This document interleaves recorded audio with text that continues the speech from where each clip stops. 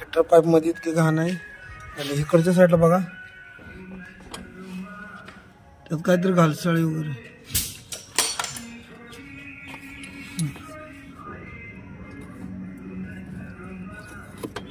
चिखल झालेलं आहे पूर्ण बंद.